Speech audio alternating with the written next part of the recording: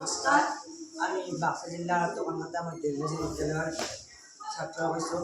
মাননীয় প্ৰধানমন্ত্ৰী নৰেন্দ্ৰ মোদীৰ ডাঙৰীয়াৰ নেতৃত্বত বিকশিত ভাৰতৰ সপোন বাস্তৱত পৰিণত কৰিবলৈ মই মানৱ বৰ্মন, এয়া মাৰুতি কলিতা, এয়া ৰাকেশ তালুকদাৰ বৰষুণৰ পানী সংৰক্ষণ কৰি উপযুক্ত ব্যৱহাৰৰ এটি নমুনা আনি ইয়াত প্ৰস্তুত কৰি উলিয়াইছোঁ।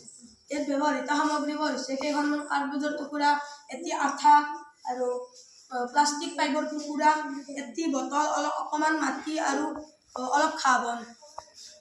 আমি প্ৰথমতে কাঠবোৰ্ডেৰে এটা ঘৰ সাজি লৈছোঁ। কাঠবোৰ্ডৰ চালিখনত পাইপ দিয়া হৈছে যাতে বৰষুণৰ পানী আহি কিনে ইয়াত টেংকিটোত পৰে। এটা প্লাষ্টিকৰ বটল কাটি কিনে টেংকিৰ ৰূপ দিয়া হৈছে। ইয়াৰ পানী যাই কিনে খেতিপথাৰত পৰিব।